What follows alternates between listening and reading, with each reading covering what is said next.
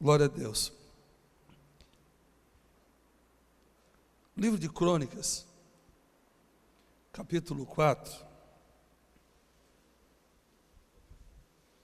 a partir do versículo 9, diz o seguinte: E foi Jabes mais ilustre do que seus irmãos, e a sua mãe chamou seu nome Jabes, dizendo: Porquanto com dores dei à luz. Porque Jabes invocou o nome de Israel, invocou o nome do Deus de Israel, dizendo: Se me abençoares muitíssimo, e meus termos amplificares, e a tua mão for comigo, e fizeres que do mal não seja aflito, e Deus lhe concedeu o que lhe tinha pedido. Vou ler novamente. E foi Jabes mais ilustre do que seus irmãos, e a sua mãe chamou seu nome Jabes, dizendo: Porquanto com dores o dei à luz.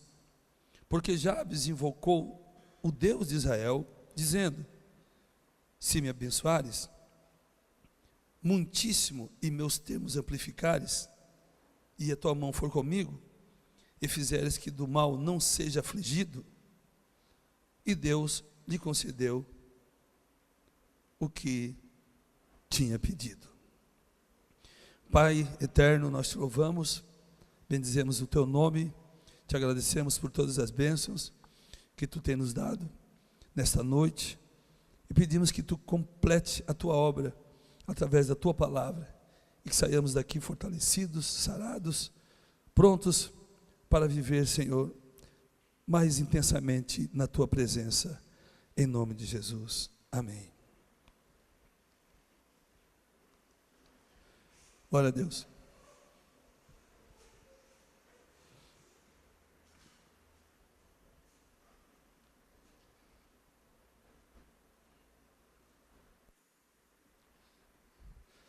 Glória a Deus. Amados, esse livro, 1 Crônicas, fala sobre esse homem chamado Jabes. E depois, não existe mais relato desse homem na Bíblia. Não existem outras narrativas bíblicas do que ele fez, ou das coisas que ele presenciou e vivenciou nessa terra. Mas foi registrada essa oração de Jabes, que é uma oração muito importante, no que diz respeito a saber pedir e orar. Muito importante no que diz respeito a saber quem é e colocar a sua situação na presença de Deus. Alguém que desnudou a sua alma diante de Deus e disse para Deus quem era. E orou fundamentado nas suas dificuldades interiores, nos seus sentimentos, nos seus complexos, nos seus medos. Não teve medo nem receio de apresentar isso para Deus, de confrontar a sua própria existência e saber quem ele era de fato. E aí ele apresentou esta oração curta, porém poderosa, diante de Deus. Jabes, ele foi concebido em dores. Sua mãe teve muita dificuldade no seu parto. Não sabemos, aqui não diz, mas pelo nome que ela deu a Jabes, Com certeza foi uma gravidez complicada, onde ela sentia dores, insatisfação física, por conta dessa gravidez. Então ela deu esse nome, Jabes, que significa aquele que provoca dor, ou carregador de sofrimento. Era o nome de Jabes, carregador de sofrimento, ou aquele que provoca dores. Jabes tinha tudo para ser um fracassado. Jabes tinha tudo para ser um desistente de viver nessa terra. Ele foi concebido e, de alguma forma, ele recebeu uma carga negativa da sua mãe. A mãe tem autoridade sobre o filho, principalmente no Antigo Testamento, onde Deus dava uma autoridade, uma prerrogativa, um direito tremendo de os pais colocarem nomes nos seus filhos, nomes que se traduziriam, que se interpretariam no decorrer do crescimento dessa pessoa, literalmente, com o significado que o nome carregava. Então, se nós formos ver, Abraão era pai de nações.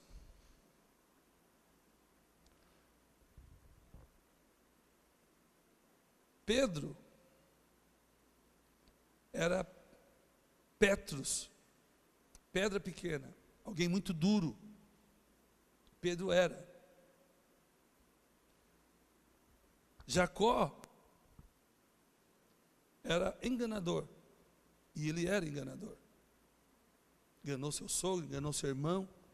O nome carregava, a pessoa carregava o significado do nome, porque era uma prerrogativa bíblica.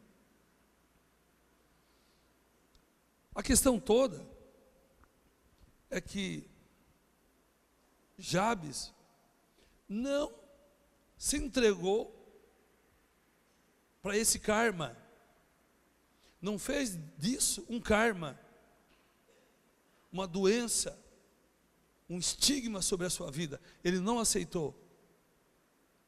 Ele não aceitou esse estigma de viver atormentado, porque ele tinha um nome, e coisas difíceis aconteceram na vida dele, ao ponto de ele um dia fazer uma oração a Deus e pedir que Deus o abençoasse, que Deus amplificasse, que Deus estendesse as mãos sobre ele e que ele não fosse atingido por nenhuma aflição, porque ele estava cansado desse estigma e dessa carga negativa que havia sobre a sua vida. Mas ele, ao invés de sentar à beira do caminho e ficar lambendo as feridas, ficar colocando a culpa em outras pessoas, ele fez o melhor. Ele foi para Deus e começou a orar e pedir que Deus mudasse a realidade da sua história. E Deus mudou a realidade da sua história, por causa de uma oração sincera, por causa de uma oração fundamentada nos seus próprios sentimentos, nos seus pensamentos. Foi alguém que interiorizou, alguém que olhou para dentro de si e disse: eu tenho medo, eu tenho falhas, eu tenho pecados, eu tenho frieza na minha alma, eu sou murmurador, eu reclamo, eu não quero viver assim. Alguém que teve a coragem de se autoconfrontar e confrontar seu próprio eu, as suas próprias feridas, e dizer: eu não vou viver dessa forma, eu vou fazer uma oração sincera diante de Deus. E Deus aceitou a oração de Jabes e mudou a vida dele radicalmente. Eu quero profetizar nesta noite que Deus, uma vez que você apresente o seu coração, a sua alma, de maneira sincera, de maneira íntegra diante de Deus, não importa a tua situação, o teu trauma, a fobia, as dificuldades que você vivenciou até hoje, Deus pode mudar hoje, Deus pode mudar radicalmente a tua história, desde que haja uma sinceridade diante de Deus. Nós somos compostos de corpo, alma e espírito. Nós temos um espírito, nós somos espírito, nós temos uma alma e habitamos num corpo. Nós temos um espírito, nós somos, um espírito, nós temos uma alma e habitamos num corpo. Nós somos seres tripartidos ou tricotômicos. Nós temos uma alma, nós somos espírito e habitamos num corpo. É muita carga, é muita coisa para ser curado, sarado, transformado. Tessalonicenses capítulo 5, versículo 23, a Bíblia fala que o mesmo Deus de paz vos santifique em tudo, em todo o vosso espírito, alma e corpo, sejam plenamente conservados, irrepreensíveis, para a vinda do nosso Senhor e Salvador Jesus Cristo. O espírito que nós somos tem conexão direta com Deus, tem conexão direta com o nosso Criador. Deus nos deu o Espírito é o fôlego de vida que Deus nos deu. Por isso, a Bíblia diz que o corpo volta ao pó, o Espírito volta a Deus que o deu, porque o fôlego de vida, se o homem se perder para o inferno, aquele fôlego não vai, porque é uma partícula de Deus, e o que é de Deus, Deus não vai colocar no inferno. Por isso que o Espírito volta a Deus que o deu. E a alma, é preciso tomar uma decisão. Nós temos que tomar uma decisão de como estará hoje a nossa alma e para onde ela irá. É uma decisão nossa. O Espírito volta a Deus que o deu. O corpo volta ao pó. Vai para o pó. Então, o corpo veio do chão, da terra. Então ele volta para a terra. O Espírito veio de Deus, então ele volta para Deus. A alma não veio, a alma se tornou. A Bíblia diz que quando Deus fez a mulher, fez o homem, Deus fez uma obra-prima ali no barro, Adão, e soprou nas narinas de Adão, e a Bíblia diz que o homem se tornou alma vivente. Então, a alma não veio de lugar nenhum. A alma foi construída a partir do sopro de Deus. Deus soprou o espírito de vida e nós nos tornamos alma vivente. Então o corpo volta ao pó, o espírito volta a Deus que o deu e a alma está à mercê de mim e de você. Nós escolhemos para onde ela vai e nós escolhemos como ela vai caminhar nesse mundo. Nós escolhemos se vamos viver nesse mundo doente, paralisados pelos medos, pelas fobias. Nós escolhemos se vamos viver com ódio, com raiva, com medo da vida, ou escolhemos se vamos viver felizes, curados, sarados, transformados e abençoados nessa terra. A escolha é sua, a escolha é sua, a escolha é sua. Você pode viver feliz nessa terra se você escolher ser feliz nessa terra. Jabes sabia disso. E Jabes fez uma oração. Eu sou um carregador de dor, dizia Jabes. Eu sou aquele que provoca a dor. Olha os estigmas, os paradigmas que foram construídos na mente dessa pessoa.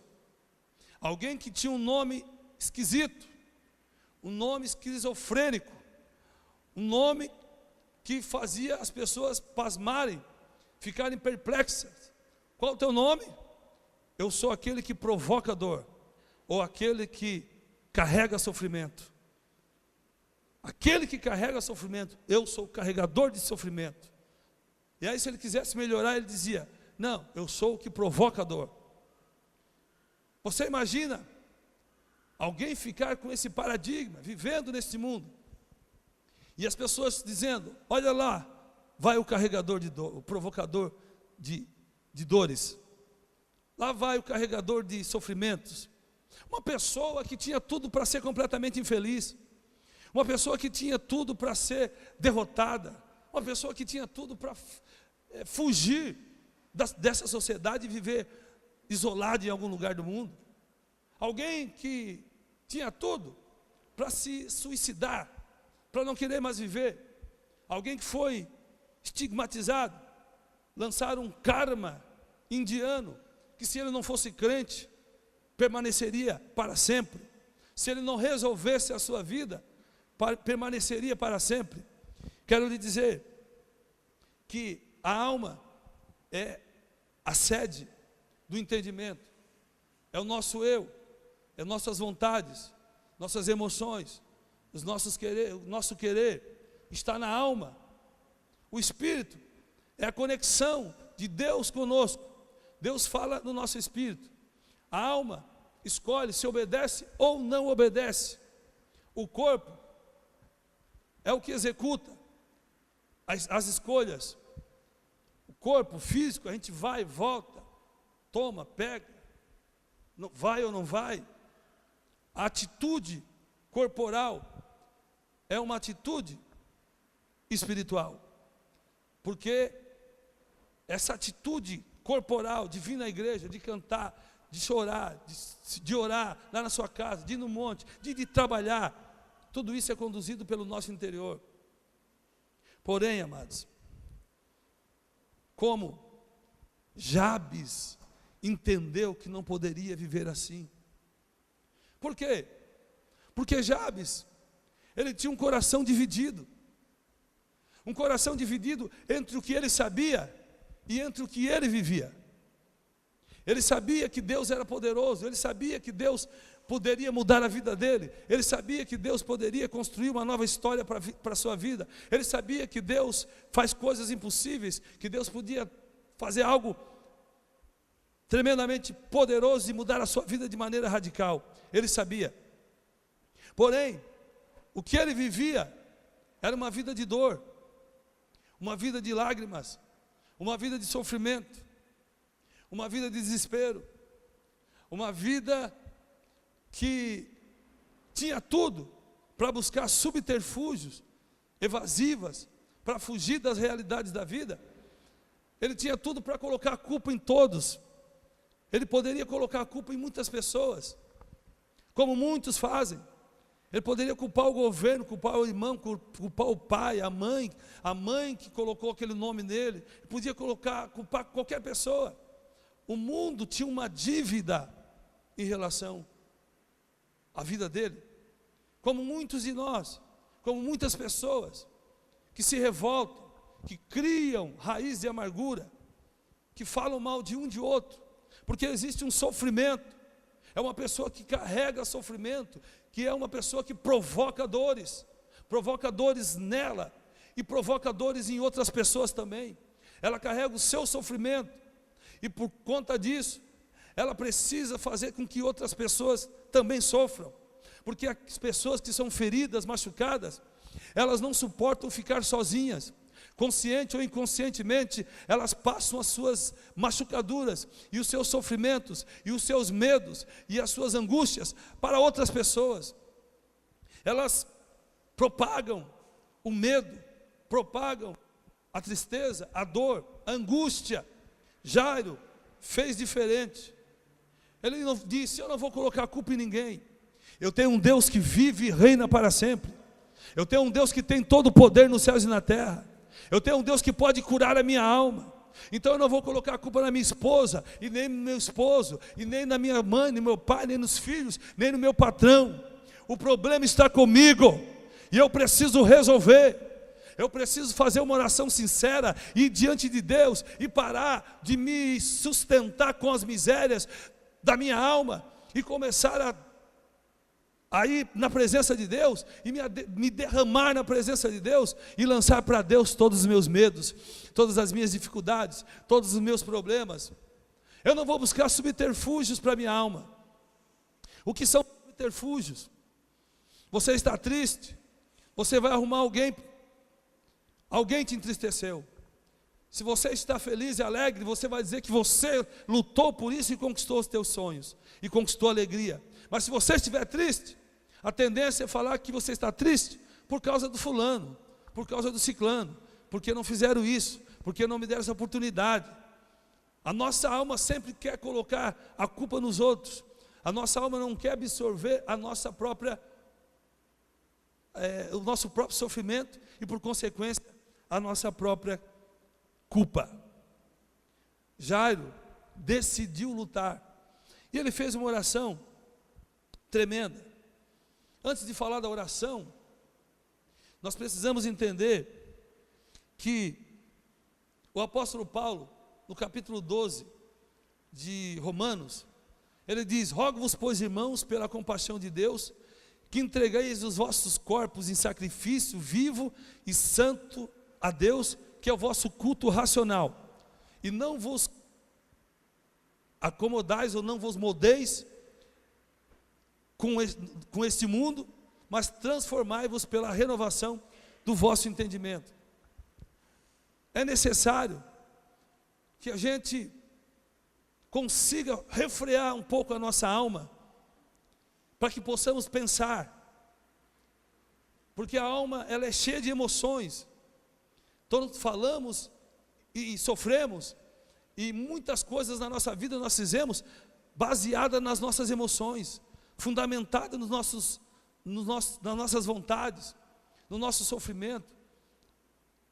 E chega um momento para a gente vencer as lutas, para que a gente possa dar um passo e conquistar os nossos sonhos, a gente tem que deixar a alma quieta e começar a trabalhar na nossa mente. O que é certo, o que é racional, o que é lógico, o que é organizado.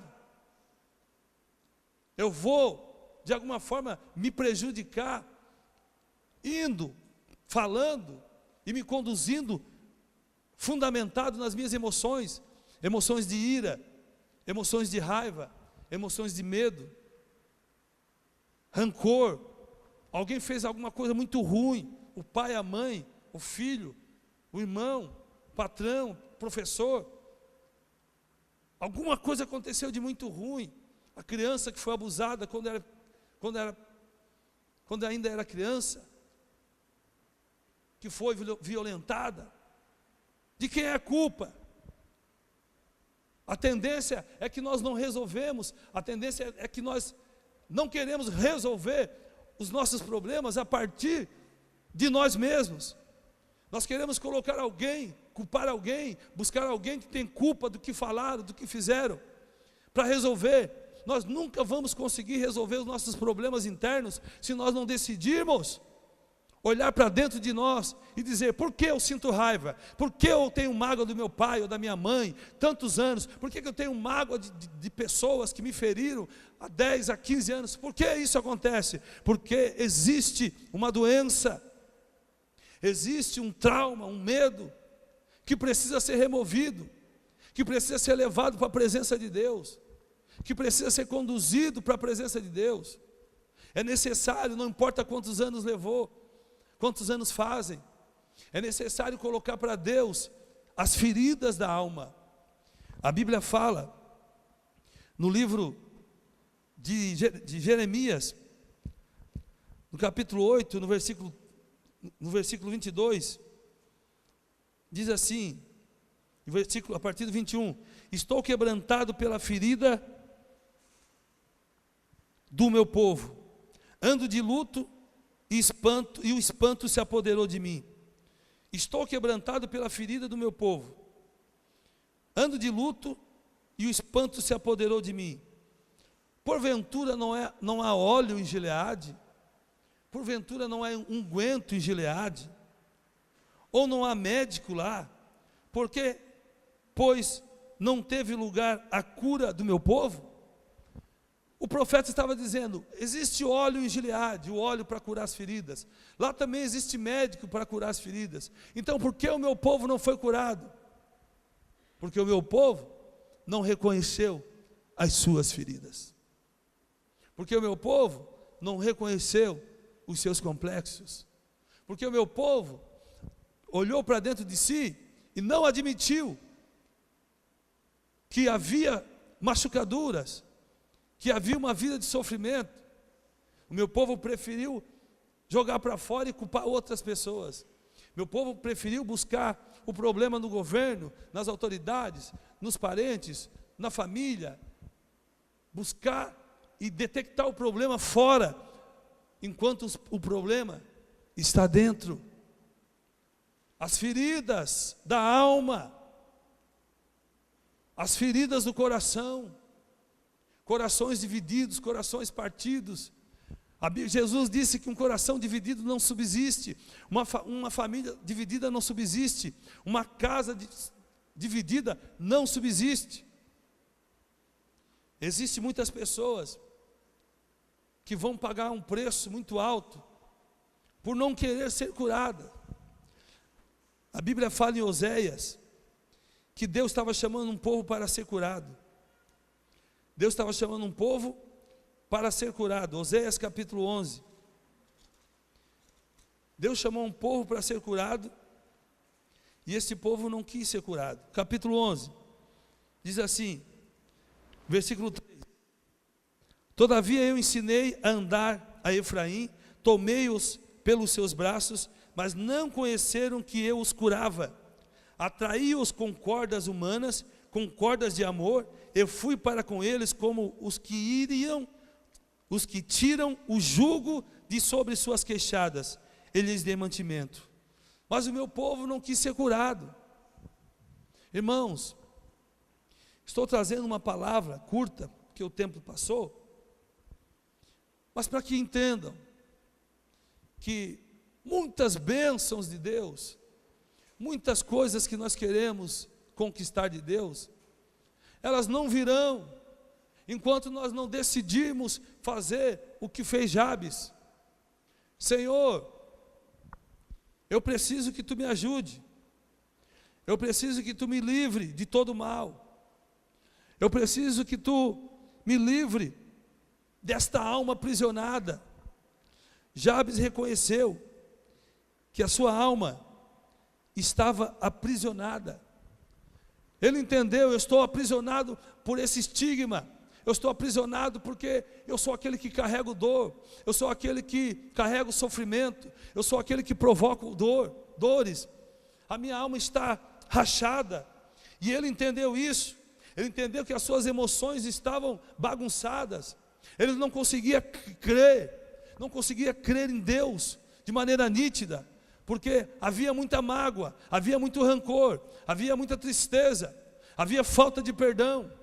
Eu quero te dizer, amado, que enquanto você não remover a angústia, remover o rancor, a mágoa, enquanto não remover a tristeza por causa da mágoa do seu coração, Deus não pode fazer milagres.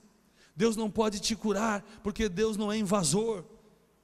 Deus, Ele pede para entrar no seu coração, Ele pede permissão para entrar na sua vida, para curar a sua vida. Centenas, milhões e bilhões de pessoas passam, têm a oportunidade de serem curadas, de serem saradas, de serem transformadas, de serem livres, mas não são livres, porque ficam subjugados pelas situações que aconteceram nas suas vidas, na sua existência. Não conseguem fazer a sua história, porque estão amarrados a um estigma de criança, ou de adulto, ou num determinado momento da vida, houve uma situação drástica, que machucou o coração. Jabes fez uma oração e disse: Deus, eu quero, Senhor, ser curado, eu quero que Tu amplie, Senhor, o meu espaço. O que Jabes estava dizendo? Eu não quero ficar nesse canto escuro, eu não quero ficar nesse lugar pequenininho aqui, esse lugar pequenininho do meu coração, essa ferida que se construiu dentro de mim, e eu não consigo ampliar, eu não consigo dar voos mais altos, eu não consigo dilatar minha alma, nem meus sentimentos. Eu vivo nesse poço escuro, nesse labirinto, porque meu coração está machucado. Senhor, amplia, Senhor, amplia minha visão, amplia meu espaço. Se tu me ampliares, se tu me abençoares, meu Pai, me abençoa. Me abençoa, eu preciso ser abençoado. Eu não admito ser amaldiçoado com essa palavra. Eu não vou carregar dores. Eu não vou ser um provocador de dores. Eu não vou carregar tristeza. Eu vou ampliar a minha vida. Me abençoa, Senhor. Senhor, coloca a tua mão sobre a minha vida. Me livra dos inimigos. Me livra dos bullying. Porque todo mundo me chama de carregador de dores. Me livra, Senhor, da zombaria, das hostilidades. Ninguém quer andar comigo porque diz que eu sou azarado, que eu sou um carregador de dor, um carregador de sofrimento. Ninguém se associa a mim, ninguém quer vínculo comigo, ninguém tem paz comigo, ninguém tem comunhão comigo. Ele poderia simplesmente viver uma vida evasiva, uma vida com subterfúgios, buscando subterfúgios, se esconder na sua própria alma, se introjetar dentro do seu coração e ficar lá escondidinho, com o corpo por fora, mas que a sua vida, a sua existência e a sua suposta história está dentro, porque não consegue expressar e não consegue botar para fora tudo aquilo que queria ser, por causa da mágoa do seu coração, por causa da tristeza da sua alma, por causa das angústias que solaparam a sua vida. Pessoas que não admitem que erraram com os pais, que erraram com os filhos, que erraram com a esposa, que erraram com o esposo, não admite que erraram, tem uma machucadura dentro do coração. Eu conheço tantos pais, muitos pais, que quando vinham na igreja, os seus filhos, quando participavam das coisas, os seus pais, muitos até me ligavam, muitos eram até hostis, como se eu mandasse nos filhos deles. Eles diziam: que igreja é essa, pastor? Meu filho está aí todo dia, um dia ele tem isso, outro dia tem aquilo. Eu dizia: olha, estou envolvido. E eu explicava: olha, lá no mundo, se eles forem para o mundo, eles vão se envolver lá também. E alguns entendiam, davam espaço para entender, outros batiam o telefone, pessoas completamente hostis. E eu dizia: olha, hein, o seu filho, a sua filha, você sabe que ela se prostituía? Você sabe que quando ela estava indo para a escola, ao invés de ir para a escola, ela estava indo para os apartamentos da rapaziada, fumar maconha, se prostituir? Alguns pais eu dava um choque. Eu digo: você pode até não gostar mais de mim, mas eu vou te falar que é para te entender que hoje elas estão aqui dentro da igreja, que elas estão no monte orando, que elas estão se interagindo com as pessoas, porque elas encontraram seu espaço e porque Deus trouxe elas. Mas muitas não concordavam, e a maioria das suas filhas, dos seus filhos, de tanto impedir que elas viessem, foram para o mundo, foram fazer qualquer coisa, não estão mais nas igrejas. E algumas até estão, mas não estão, perderam o sonho, foram interrompidos, foram manipulados, foram subjugados pela falta de entendimento de alguém. E hoje os pais estão feridos, estão machucados, porque sabem que muito provavelmente, se agisse diferente com seus filhos, eles estariam na presença de Deus. E o Espírito Santo está dizendo o seguinte: retoma a força que tu tinha, retoma a esperança, volte a conversar com seus filhos, volte a conversar com aquelas pessoas que você magoou. Reconheça que a ferida está em você, e você vai curar essa ferida quando você retomar a sua força e confiar em Deus novamente. Asaf, no Salmos 77, no Salmo 77,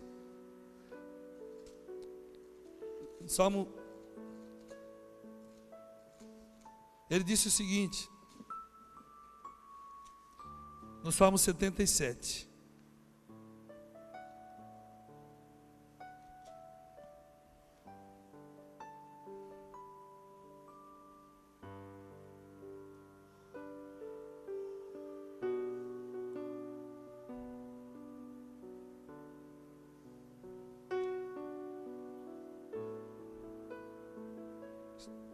versículo 10. A partir do versículo 7 ele disse: rejeitará o Senhor para sempre e não tornará a ser favorável? Cessou para sempre a sua benignidade? Acabou-se já a promessa que veio de geração em geração? Esqueceu-se de Deus de ter misericórdia? Ou encerrou ele as suas misericórdias na sua ira? E eu disse: isto é enfermidade minha. E logo me lembrei dos anos da destra do Altíssimo. Asaf reconheceu. Ele disse: isso é enfermidade minha. Ele olhou para tantas pessoas sendo abençoadas e depois começou a colocar a culpa em Deus. Será que Deus não tem mais misericórdia? As promessas de Deus se acabaram? Será que Deus não vai ter mais misericórdia de geração em geração? Aí depois ele olhou para dentro de si e ele disse: certamente é uma enfermidade minha. Eu estou enfermo, eu preciso me curar. Salmos 94, versículo 17 diz: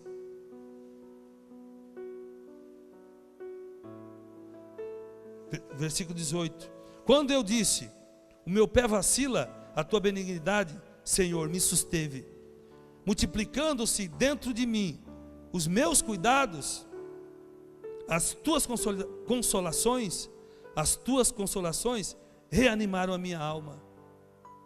O salmista diz o seguinte: olha, quando eu olhei para dentro de mim e comecei a cuidar da minha alma, comecei a perceber que eu precisava tomar um caminho diferente. Quando eu olhei para dentro de mim e vi as feridas que se criaram durante os anos, eu percebi que eu não poderia mais andar assim. Eu percebi que eu precisava de cura. Eu percebi que eu precisava radicalizar. Precisava ir para Deus com o coração aberto e dizer: Deus, sinceramente, eu não quero te pedir uma bênção, que eu sei onde está o problema. Eu não quero pedir que tu faça uma coisa sem eu fazer a minha parte. Ele foi para Deus e disse: Senhor, eu sei que eu estou machucado. Eu sei que eu fiquei pequeno. Eu fiquei numa caixa por causa dessa profecia, por causa desse karma.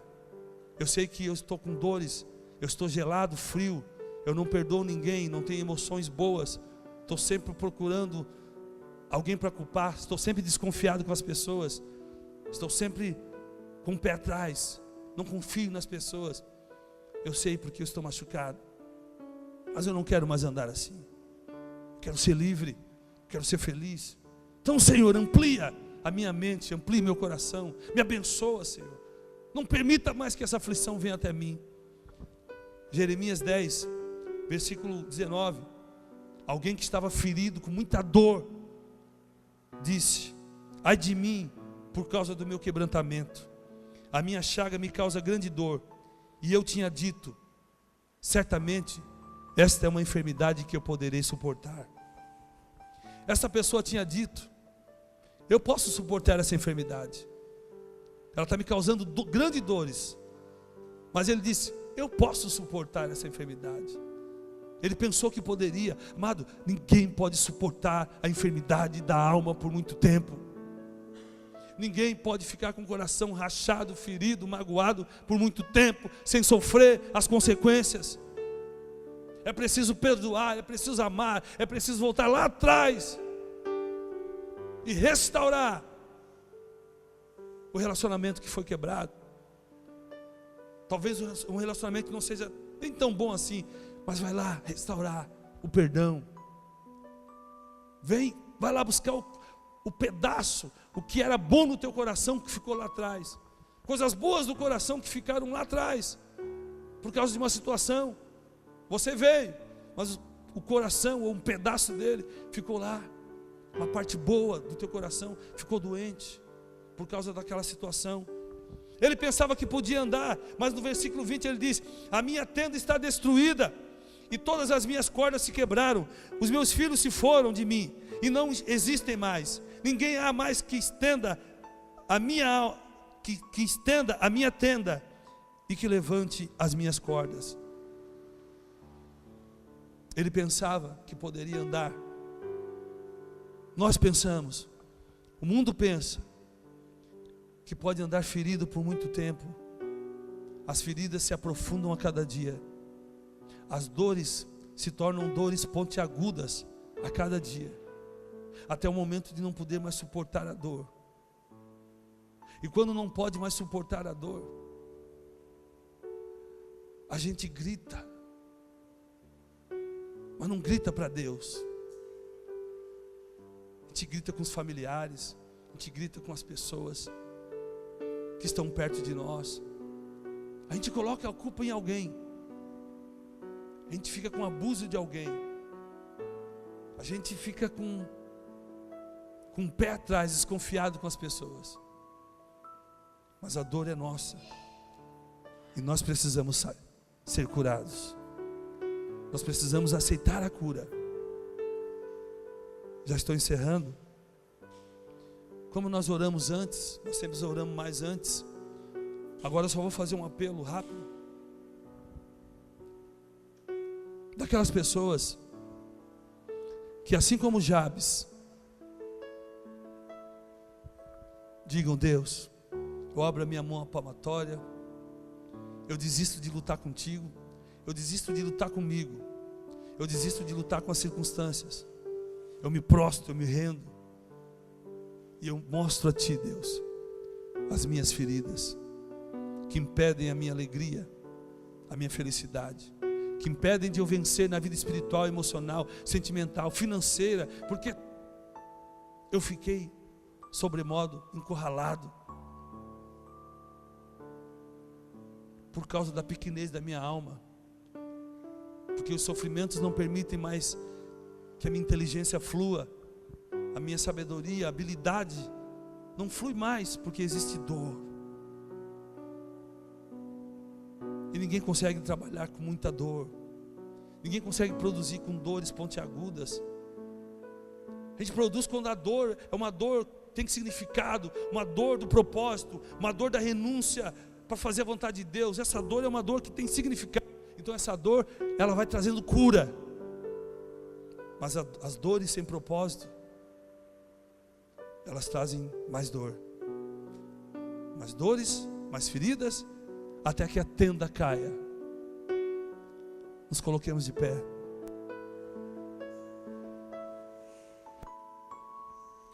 E vamos orar ao Senhor.